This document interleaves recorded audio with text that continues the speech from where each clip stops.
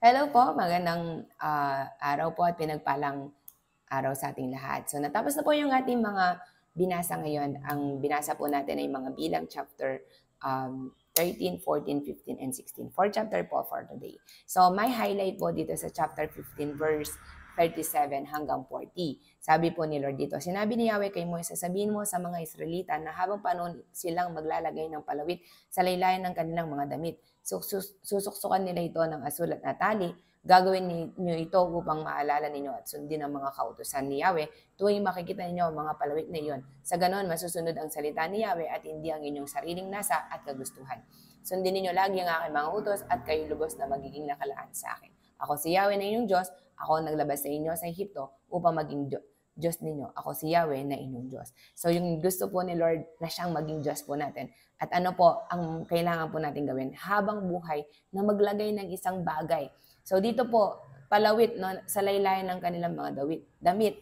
So paano po natin gagawin yon? Sa mga panahon na to, siguro po ako po nag-iisip ako ng isang idea na ano ba yung bagay na kailangan magpa-remind sa atin. Kasi po tayo talaga, alam tayo ni Lord, kaya nga po dito, sabi niya, maglagay kayo habang buhay nung ilagay yon upang tawag dito, maalala ninyo, yan, maalala ninyong sundin ang aking kautusan at hindi ang inyong mga sariling nasa at kagustuhan. So, at ang gusto po niya, siya yung maging Diyos natin, hindi ang sarili natin. So, I have a lot of idea here.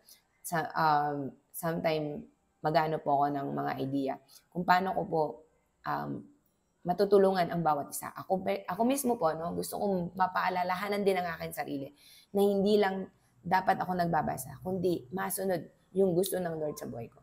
So I just wanna make something that can help me remember no, yung mga kautusan ng Lord at kalooban ng Diyos sa buhay ko. So, for me po dito, nakita ko na ang gusto ng Panginoon talaga ay hindi ang sarili natin ang sundin po natin, nasa at kagustuhan, kundi sundin ang kanyang mga utos.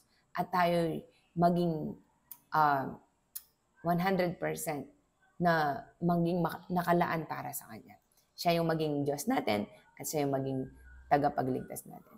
So, that's my takeaway po for today and I hope po na-bless po tayo and let's continue to spread inspiration to many people and a motivation to many people to read the Word of God and desire His truth in our life. So, God bless po. That's my takeaway for tonight. God bless.